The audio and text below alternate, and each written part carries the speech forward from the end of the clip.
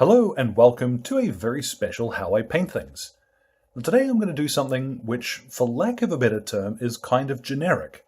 I wanted to do some low fantasy themed miniatures for a little while, which you can use as adventurers in just about anything.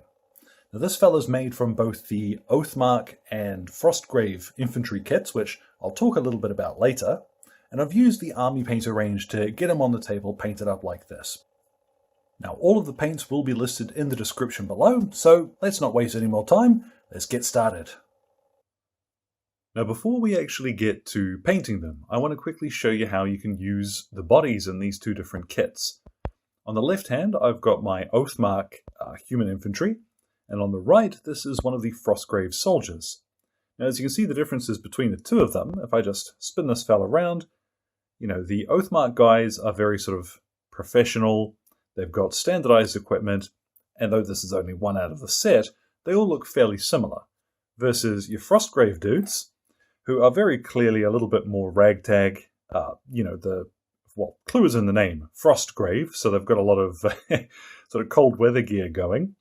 But you could paint that up to simulate just about anything. So what I'd suggest, if you are doing sort of town guard types, or established adventurers, I'd say that your Oathmark infantry are going to be the better choice. Meanwhile, any sort of extremely battered looking ruffians or veterans in that, the Frostgrave stuff might be a better choice. Up to you. I'm going to stick to the Oathmark fella here, but I am then going to use some of the stuff off of the Frostgrave kits because they've got slightly more, I'm throwing parts around over here. But they've got slightly more diverse weapons in that. So for our, kind of role-playing encounters and stuff like that, having a bit of variety rather than just spears and swords, this is ideal for your adventurers. So this is when I say, maybe both boxes is a good choice. Being able to mix and match your parts like that helps you tell a story with your miniatures. So once all of those pieces have been assembled, I've gone ahead and given him a primer spray of leather brown from the army painter. Now, the D&D themed boxes from the Army Painter are actually a really good place to start if you're looking for some basic colors to get you on the ground. I'm going to use what I've got, but I figure it's kind of useful to show you guys the consistency of the paints you're going to get out of those boxes. Now, I'm going to go ahead, I want to use Wolf Grey, which is actually a lovely sort of faded grey-blue color. This is really nice for sort of woolen details and stuff like that, or Fenrisian power armor, whatever you're painting. And this will cover fairly well, but you'll notice you will still get some streaking and a little bit of the primer showing through. Don't worry about that. Once we've painted all of his tabard, or cloak, or jerkin, what is this thing called? I'm sure one of you out there will know. But once we've painted this over once, we'll give it a second coat, and that'll get rid of the primer showing through. Now, so that you can see what I mean by that, I'll show you this once. This is one coat, and what I've got now is some fresh paint, and we'll apply that over the top. Beautiful, nice solid color. You'll find some colors, like very bright ones, like white for example, might need even a third. And it's important that you do let each coat dry thoroughly before you apply the next one. Because if you try putting wet paint over paint that hasn't dried properly, you're going to add moisture to it, lift off that first coat, and make a terrible mess. So a bit of patience here, but it will pay off in the long run. And there's our nice solid blue.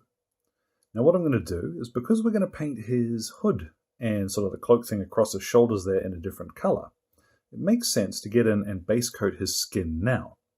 So rather than hold him all the way across there, let's get him in closer. And I've got here some tanned flesh.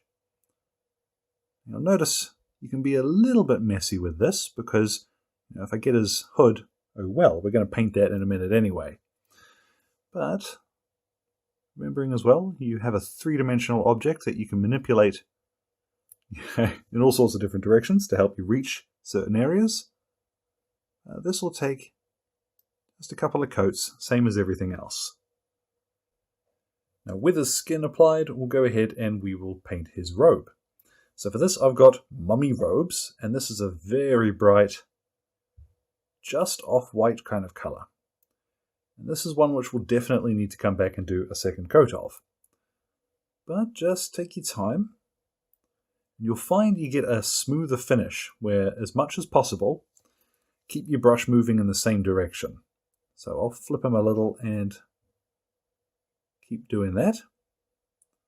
And same too with the little bits on his shoulders.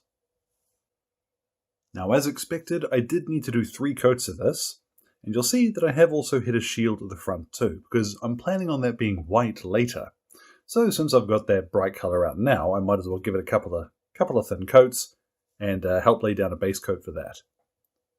What I've got here is some fire lizard, which is a nice yellowy sort of colour, sort of ochre tint to it, which means I think it looks better than just straight yellow for clothing. We're not going to do very much of this, just sort of his undershirt. So you'll see as this goes on, same sort of problem we get with most of our light colours, in that it doesn't cover spectacularly well, but that's okay. We'll let this dry and then same procedure, come back and give it another couple of coats. Remember too, up here near his sleeves, now I'm not terribly worried if I do hit his glove, because we're going to paint that later. What I will do is try and paint so that I hit the glove and not his sleeve, because his sleeve is the colour I want already. Now if you want to work a little more quickly, this yellow isn't finished yet, but while it's drying, what I can do is move to another colour. What I've got here is monster brown, and this is going to go over his trousers. And this is a nice mid-tone brown. I really like this one. I'll also paint in this little cloth pouch that's hiding just there. I'll paint that in with that. And I'll give the back of his shield a quick blast of this too. So you don't have to be terribly careful with this. Just because we're not going to go anywhere near that wet yellow, we can speed up the process a little bit. Now that that yellow's finished, what I'm going to do is get some leather brown, and we'll tidy up his boots and his gloves. What I'll do as well is I'll also fill in these little shoulder pad thingies, because I think they'll look better just to break up the shape of his back there. Now his belt and such is obviously going to be a leather colour, but I'm going to use something different for that than leather brown. And that other leather colour we're going to use is fur brown. Now this is a lovely sort of reddish brown colour, and it works super well for that kind of travel-worn leather. It'll look quite bright when you first apply it, but once we shade this, it's going to come down and look fantastic. I'm going to go ahead and fill in this pouch in the same colour too. And don't forget, let's do the heft of his axe, the wrap on that. I'll do this as well. So it just breaks it up from his glove. Now we'll start applying a little gunmetal to the metallic areas. Now it's up to you if you want to do a brighter sort of finish to this. You could start from plate mail metal instead. But I like a darker, sort of grimy iron finish to mine. And I'll do in the blade, his little dagger here. When it comes to these little dots on his armour at the front, I'm going to switch on down to a character brush, and I'll dot those in as well. Now one of the last details here to really finish off is going to be his shield. Now I want to keep to a fairly tight palette, so blue and white has been what I've been going for so far. I've got here crystal blue. And this is a nice saturated blue sort of colour, so I am going to roughly half that in. Yeah. I'll flip him around and get a look. You can check using the grain of the wood on the other side, which I just realized I can't show you that at all.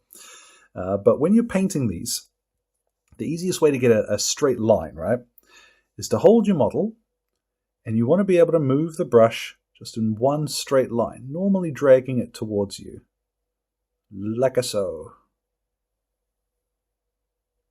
Then, that's not quite perfect, but I'll let that dry, and I'll tidy that up a little.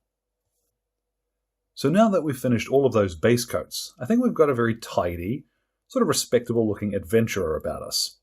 Now, thinking back to what I'd mentioned about storytelling, well, this guy, his equipment is quite basic, but very tidy. So maybe he's a small town guard, or he's, if we're looking at D&D as an example, the colors, he might be aligned to a particular god.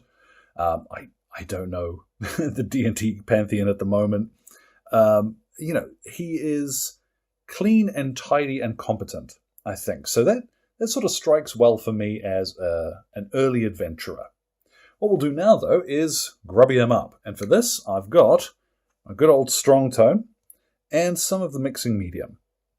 If we use strong tone straight from the pot, it's going to be, well, strong and kind of gloopy, I find.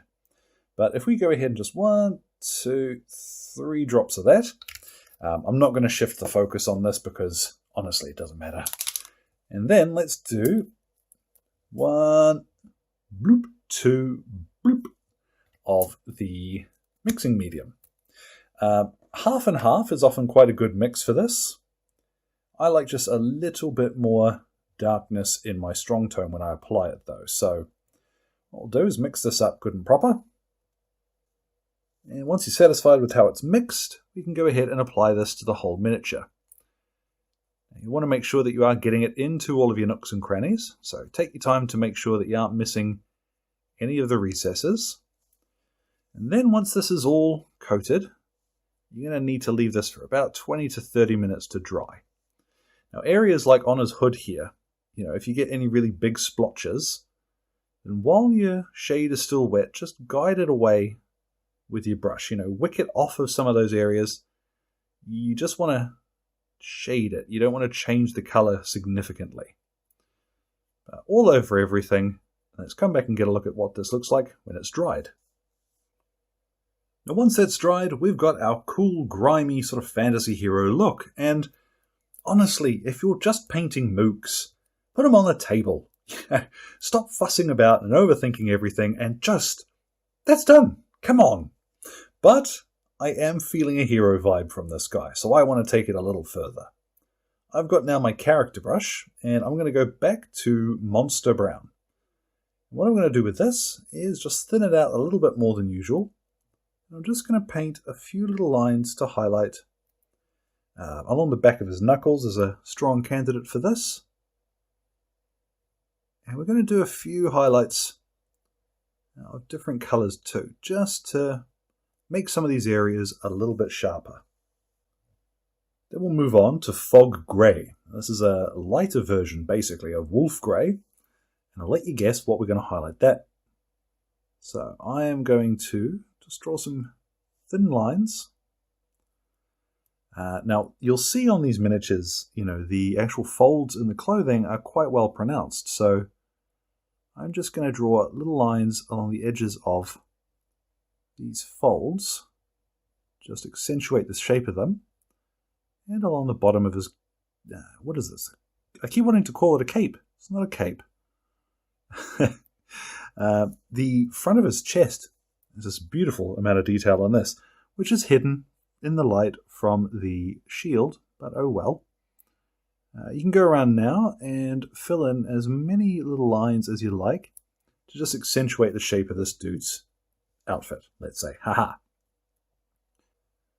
Now, highlighting clothes is an imperfect science, but you'll get a feel for how much you like the look of. We'll do the same thing now. I've got some matte white, and we'll do just a little bit of this on, funnily enough, those white areas. Now, you could mix in a little bit of white to your fire lizard to highlight the yellow, but moon dust is my favorite color at the moment. So I'm going to highlight that yellow with just a wee touch of moon dust. Now we'll move on to some barbarian flesh, and we'll highlight his face. Now for this, all you want to concentrate on is the bridge of his nose. Can I get in here? The bridge of his nose. Brow line. Crosses. Now if you have any transfers for the shield that you'd like to use, now would be the time to apply those. I don't have anything really relevant, so what I'm going to do is just go ahead, I'll give this guy a matte varnish, and then finish off his base. Let's get a look at what he looks like when he is finished. And at last, our adventurer is complete, and I'm quite happy with how that turns out. In addition, the final varnish will really help sort of smooth everything out, and I think it adds a lot to the overall finish of the miniature, so definitely worth doing. I think it's worth having a handful of mercenary types, no matter what game you're playing. I've mentioned D&D a few times, but no matter what it is, these kits are not, there's nothing on them that is so strictly fantasy related that you couldn't use them for all sorts of sort of low fantasy or even medieval themed gaming. So, big recommend from me, to be perfectly honest. So I hope something there was interesting to you, and as always, thank you very much to Exit 23 Games for the light and sound equipment, as well as all of the lovely patrons who keep me ticking over in paint and glue, including producers Alan Nuttall, Ben Hicks, Kyrie Crawford, Trainboy, and Connor. So any questions, feel free to drop them in the old box below. My Twitter and Facebook are both linked there too. So thank you very much for your time, and you all enjoy the rest of your day.